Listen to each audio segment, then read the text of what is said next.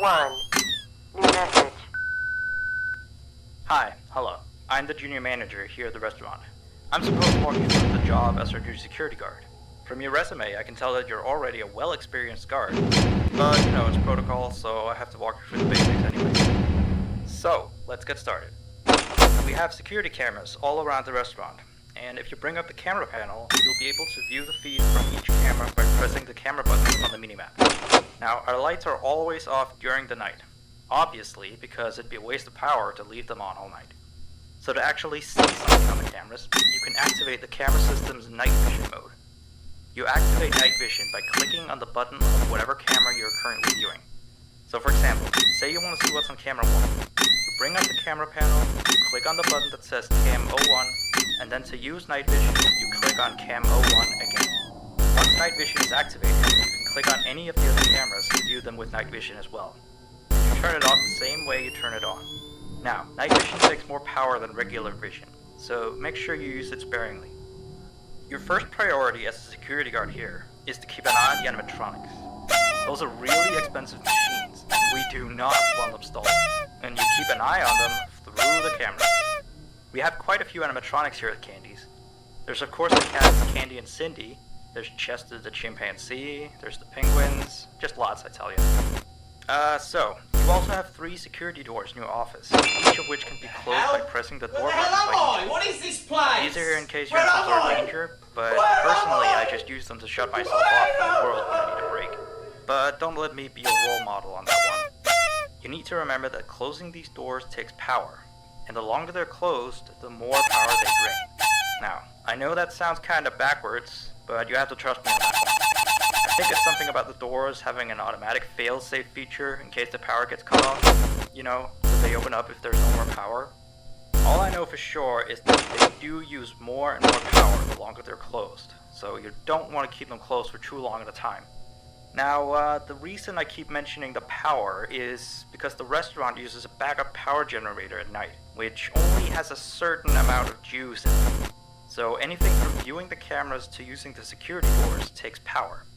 You can see how much power you have left on the computer on the desk in front of you. Try not to run out of power. If you do though, you won't be stuck in the office since the doors will always open up anyway. Oh, and one last thing. The animatronics aren't completely turned off yet, so they might start walking around a bit. But just be careful not to let any of them into the office, because we have stuff in there that we don't want damaged or anything.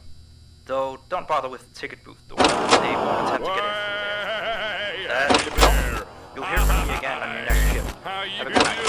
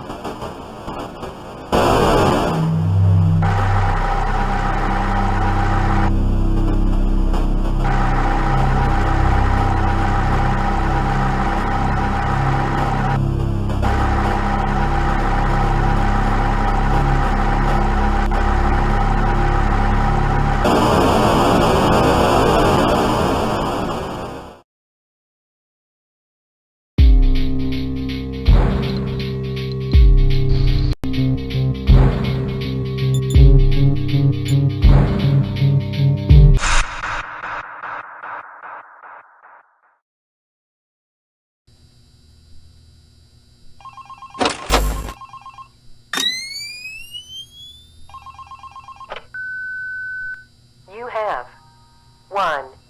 New message. Hey there. I put up a note today to gather some intel on the animatronics from the other employees. Just to get a list of the issues we've had with them. They've written down some stuff here for you, so let's see. Alright, so obviously the animatronics walk around at night, you know that by now. They try to get to places they shouldn't be. Yep. They act weird after dark. Yep. They don't like adults. I mean, I suppose.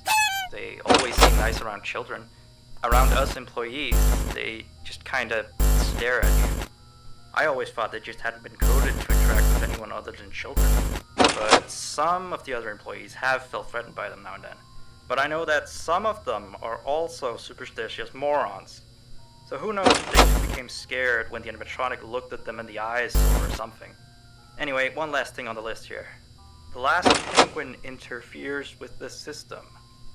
There's a sentence I never thought I'd say. We have these penguin animatronics as waiters.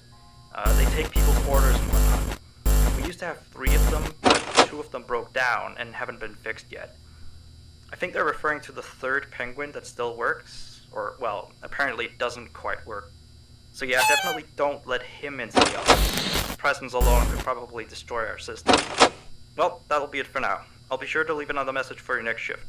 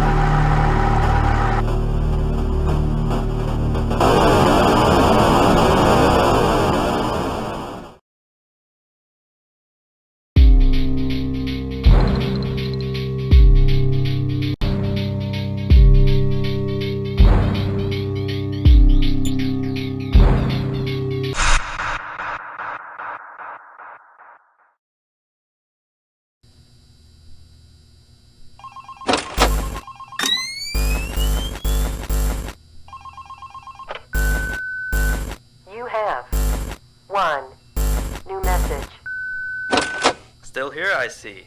Awesome job these last 2 nights. You're already way better than our previous night guard. He didn't even stand 2 nights before he brought a wrench to his shift and tried to destroy one of our animatronics. The animatronic in question is the blank character, the one in the drawing room on camera 11, I think. Yeah, I'm surprised he still works. And despite the holes and the fact that his left arm and the back of his head is missing, the kids still really like him. Anyway, ever since that day, Blank's been acting almost more strange than the other animatronics. Like, among other things, he seems to have developed this fascination with getting into the office through the ticket booth. And I guess he can't see the glass or something. So yeah, keep an eye on him. If you see him heading for the ticket booth, just shut the door in his face, and then he'll find something else to do, I guess. Oh, and by the way, ever since that new Freddy Fazbear's Pizza upload last week, we've been getting more and more customers during the day. So next week, if you're up for it, we could use you on the day shift. Think it over. We'll talk later.